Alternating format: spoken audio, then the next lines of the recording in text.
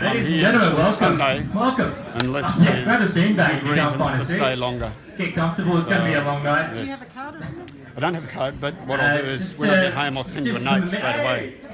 And if you're around, we'll catch up before I go again if you like. Admin, That'd be the good. bathrooms are Really to your like to right, talk they're about all the way that to stuff. the It's a end. great It's a idea. long walk, so don't hold it in.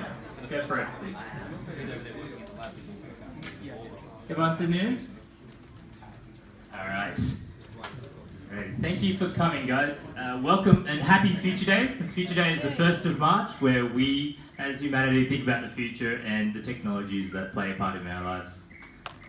Just letting you get introduced to the Sydney Futurist ecosystem. We've got the Biofoundry guys coming here. Now, Ludo unfortunately can't make it today. He is on a plane to San Francisco, been accepted as part of the, he's there already, yeah, going with the Indie Bio Accelerator. So these guys got $250,000 to run their accelerator, and they should be really cool. So Shane's meant to be there, but apparently no post-capitalist lab. He's going to be talking a little bit about a basic income later on tonight as part of the panelists. There's also the Hackagong guys. Raise your hand for the Hackagongs. Anyone from? Hey, okay. There's Nathan. There's a couple of guys there. Thanks for coming all the way, guys. So we'll have Nathan talking a little bit later, and the Science Party guys will be here, and also got Augmented Reality Sydney. Scott O'Brien here speaking later tonight. The Effective Altruists are also part of this community who want to see if, what's the most altruistic way for people to improve our lives going forward. The Sydney Futurists, Phil Roy, how you going, mate? It's coming all the way. And Market Clarity, we've got Shara Evans right there. She'll be speaking later on tonight. Just introducing you to the speakers tonight. So Nathan Waters, there you go, mate. So recently Nathan has been copied by Jason Silver on Facebook, so watch out for this man right there. He's an entrepreneur, consultant, a technologist, and an event coordinator, and always looks to combine new technology and people to make the world more awesome. So he's the founder of Hackagong, Gong Startups, and the Sydney Ethereum Meetup Group. Scott O'Brien, he's an augmented reality pioneer since 2009, so he knew it was cool before all of you guys, okay? So Scott has seen more AR move from a magic show to the functional use cases. Turning 15, that's probably like, he's built the AR into the whites of eyes. What does that mean, Scott? I'll explain later. Alright, okay, yeah. He's got the handshake, instead of the handshake conversation, it's become an integral and fun part of daily social habit zones. It's human nature with great imagination, happiness, potential, productivity, truth, and loyalty. And this year, he's looking to take AR to the mainstream. Peter Simpson-Young, where are you, mate? Oh, he's running a bit late, isn't he? Yeah, typical. So he is a neurotechnologist filling in for Mal Ludo later tonight, a research officer at MND Australia. He's a graduate in neuroscience, psychology and philosophy from the University of Sydney, and studies health technology innovation at Charles Perkins Centre. He's worked and experimented with a wide range of neurotechnologies such as EEG, brain-computer interfaces, and transcranial electrical stimulation techniques. Neurotechnologies are having a substantial impact on research and treatments for diseases and are being developed consumer devices to help those outside the medical setting. Peter will discuss the recent developments in this area and the future challenges and opportunities these technologies will provide. Myself, I work at Deloitte. I'm also the co-founder of Transhumanism Australia, so thanks for joining the meetup group. If you haven't already, check it out. It's Transhumanism Sydney. I try to be a futurist, a transhumanist, and an AI enthusiast. We'll be talking a little bit about artificial intelligence later on tonight. And look, I'm helping the applied think tank Centre for the Edge, and looking to be a technology evangelist for all those innovations out there. Okay, and Shara Evans, she is the keynote speaker, and she's internationally acknowledged as a cutting-edge technology futurist, commentator, and strategy advisor, thought leader. She's also co-founder of the founder of Market Clarity, award-winning technology analyst firm that provides specialized insight, intelligence, and advice on all aspects of the telecom and emerging technologies markets. So she's been on all of those news articles, so say hi to Shara. And Dr. James Jansson from the Science Party. Dr. James Jansson is the leader of the Science Party and co-founder of fintech and media tech startup ZipSub. He studied mathematics and later teaching at the University of Sydney. Did a short stint teaching in a disadvantaged school in Western Sydney, and since then James has completed his PhD in mathematical modelling of HIV disease progression and epidemiology. Great. Yeah, so like I said before, unfortunately Meow can't make it tonight. Yeah, he's the co-founder of BioFoundry and the founder of Biohack Sid, the community that the biohackers would know. Any of the biohackers up here tonight? Hey, what? Yeah, there's more biohackers than that. You know that. So Meow was recently accepted into IndieBio, the accelerator in San Francisco for biotech startups, along with Shane Greenup. This means that he won't be at Future Day, but let's hope we can play a message from him while he's away in SF. I haven't received the message yet, so we'll see how we go with that. All right, so first up, we've got Nathan. Nathan, come right up. Come on down, guys.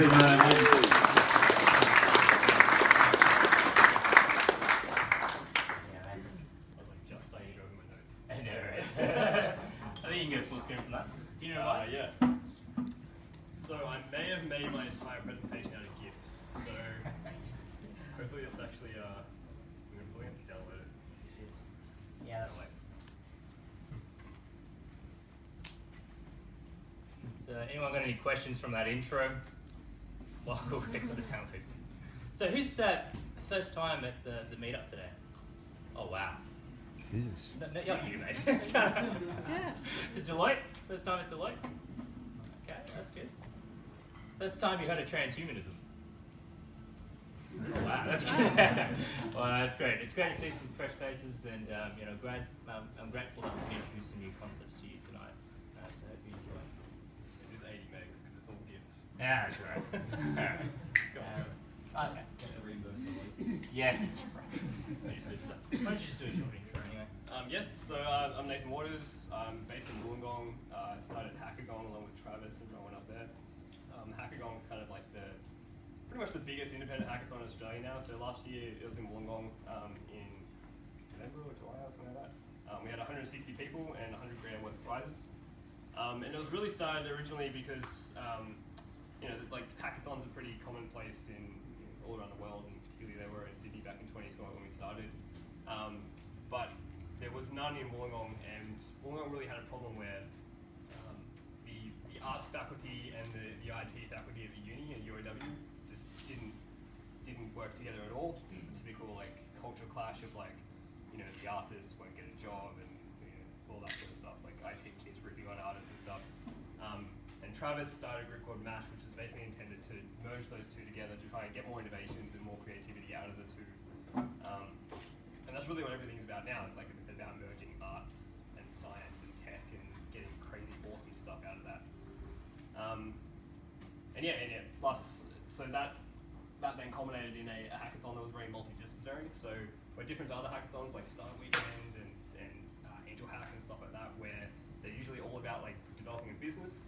Ours is all about kind of just different areas. So we have about 10 different competitions. So we have a 3D printing competition where we have 14 or 15 printers available for the weekend. And I still think that's probably the biggest 3D printing competition in Australia so far. Last year we also had a VR competition. We gave away Oculus Rifts as a prize, and also the 3D printers, we give them away as prizes as well. And this download is going to take forever. Let's see if we can just use it. And this year we're changing things around. Do you reckon the GIFs will work? No. It's all about the GIFs, man.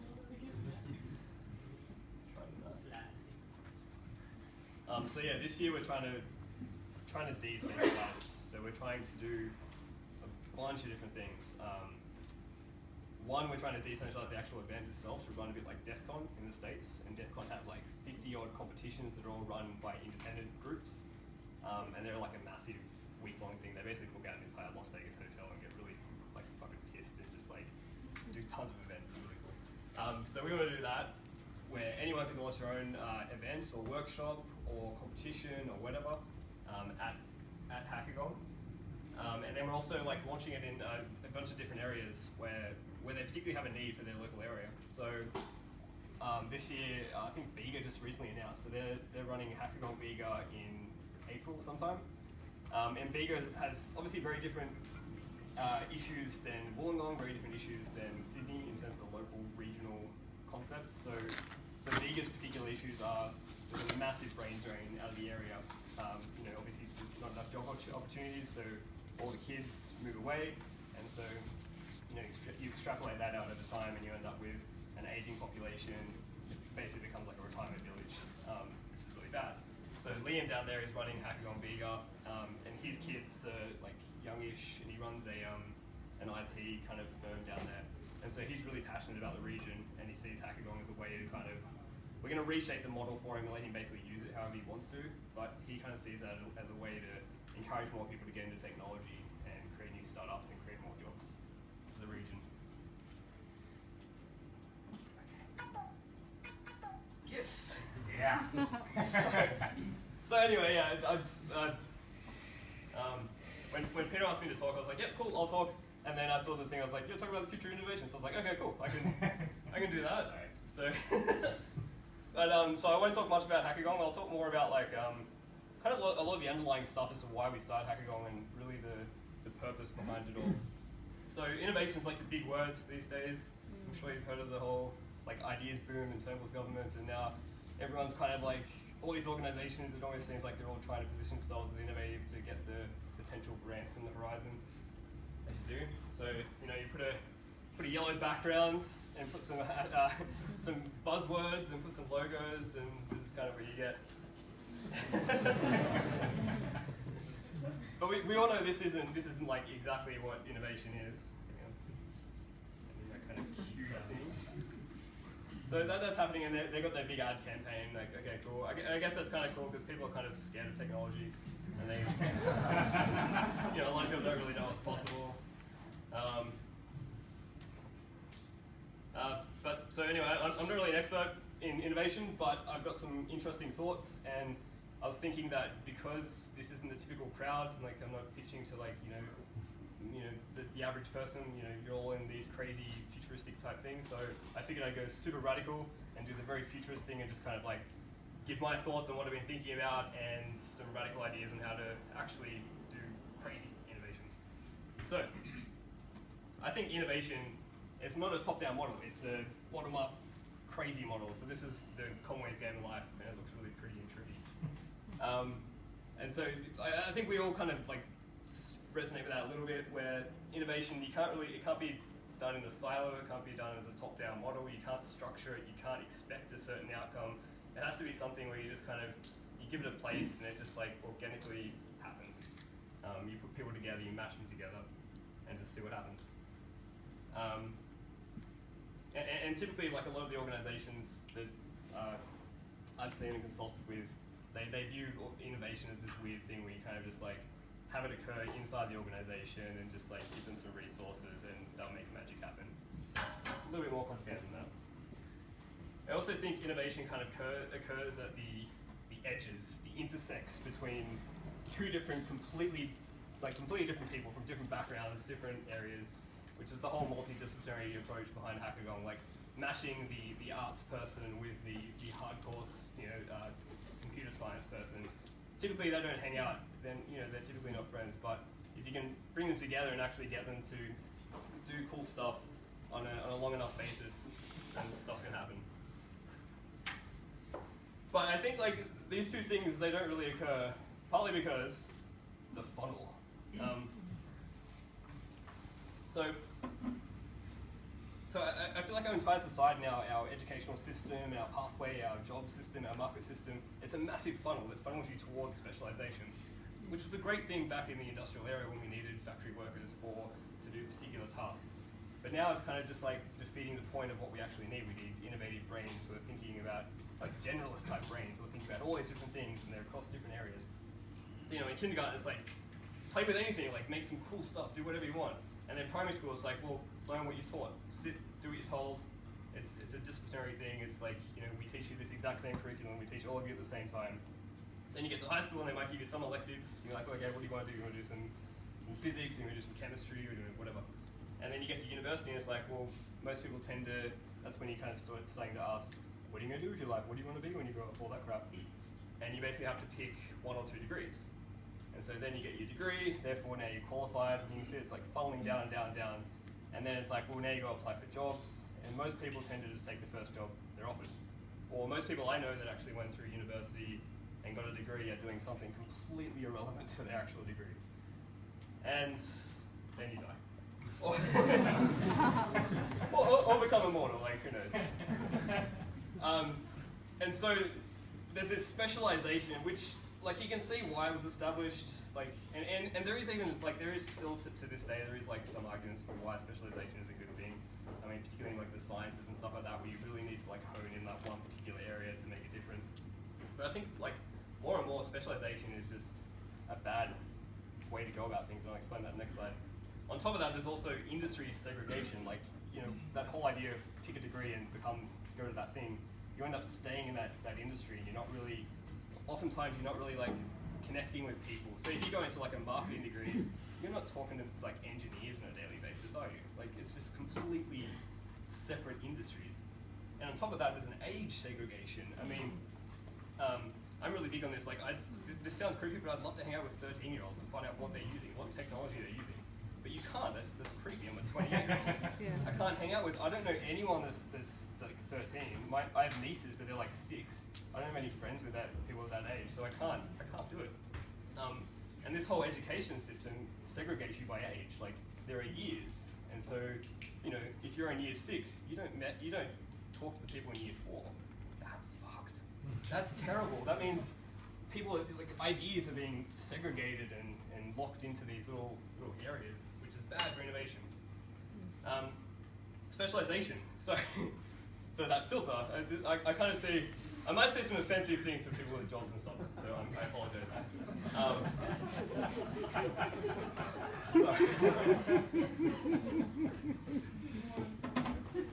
So the education system, like, puts you through the intestines, shits you out into a job where you're a cog in a wheel for a business, and you become specialized at doing one particular thing.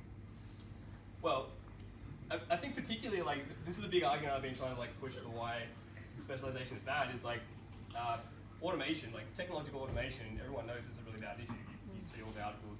They're up to now like 50% of jobs in the world are going to be gone within the next 20 or 30 years.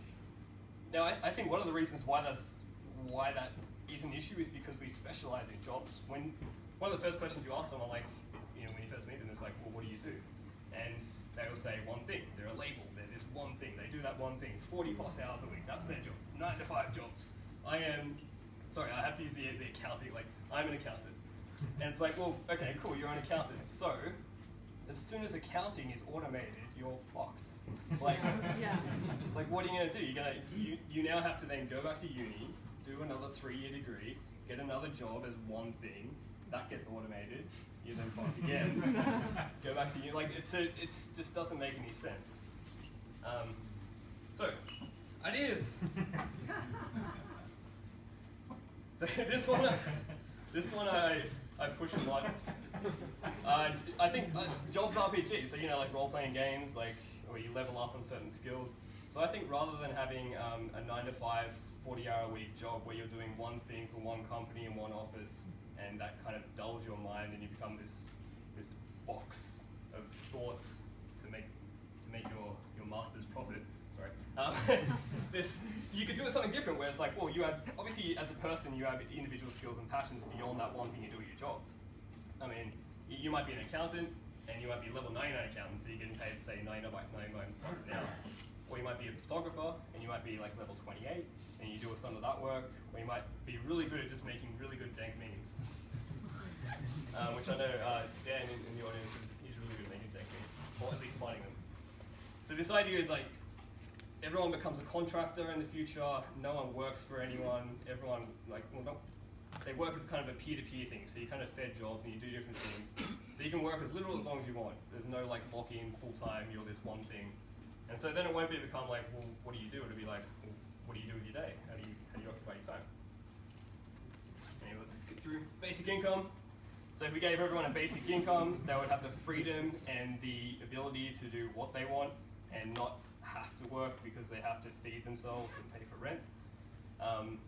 There's this awesome article, if you might have read it, In Praise of Idleness by Bertrand Russell. It's basically the idea that people come up with really cool stuff when they're not forced to do stuff, when they're in their idle time and they're just like relaxing, and that's when they kind of find their true passion and their true calling.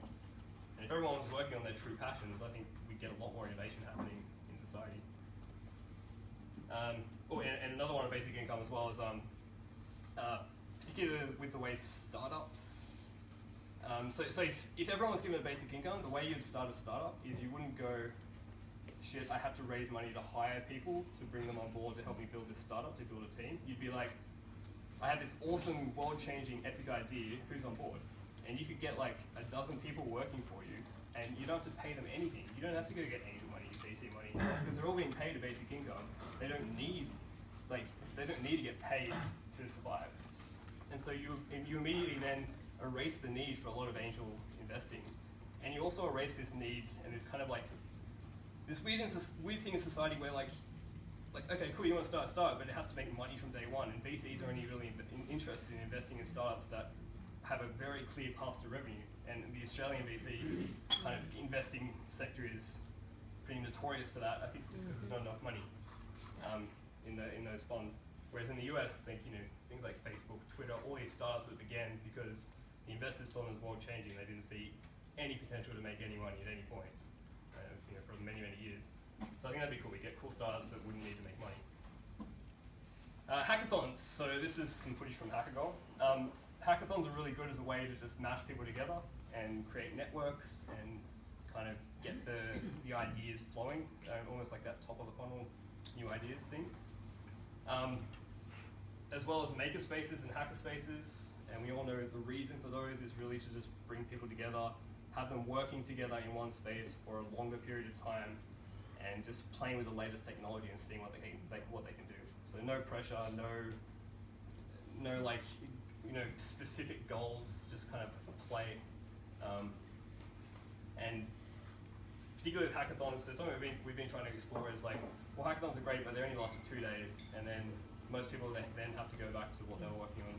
So we've been looking at possibly as a first prize for Hackagong this year, maybe giving someone a basic income, the winning team, a basic income for an entire year, so they could just continue working without having to worry about getting a job and paying rent for the rest of the year.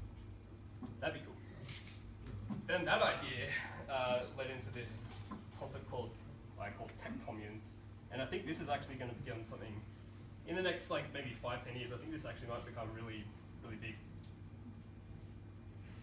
So the idea is, ignore the spinning hippies. That's just like a little rib. Is everybody going to be naked? No, Augmented reality. there was. so this is actually Dragon Dreaming. It's a bush dog. It's kind of like a Burning Man style thing. I would recommend people go to them. There was actually some skinny dipping there. But the idea of tech communes is awesome. So I put out this idea as one of my little future warning Snapchat video stories. And we've been discussing this with other people before. Meow was actually really into it. We were looking at buying this property because the idea is we all know about these utopian cities where everything is free. I'm sure a lot of you probably heard about the Venus Project. Oh yeah. But we could probably actually start them and make them now. Wouldn't it be cool to live in a place that is just full of hundreds, thousands of people who are all makers and creators and hackers and creatives, and your housing would be free, your food would be free, but it wouldn't be like the hippie communes of the 70s where there's just they try and get to a level and stop. The whole point of the city would be to make it completely self-sustaining, aquaculture that provides free food, free internet, high-speed internet, free electricity, and you kind of live there. So this property on the right is there's a space down in Tasmania where for $2.5 million you can buy it if anyone wants that, or we could crowdfund it maybe, and we could actually create a whole tech commune there. And it already has an aquaculture business that's generating $1.5 million in revenues. So it's already got electricity, it's already got enough water, it's already got enough food. And then there was a further idea beyond that of, well, if we could start that in Tasmania, we could then encourage an open source city model and start others in Tasmania, then eventually take over Tasmania. It gets better. Secede from the Commonwealth. Because there is apparently a rule where you can run a referendum and secede from the Commonwealth, and then turn Tasmania into its own country, and it could be an amazing city of actual country of proper crazy innovation. Transhumania. Yeah.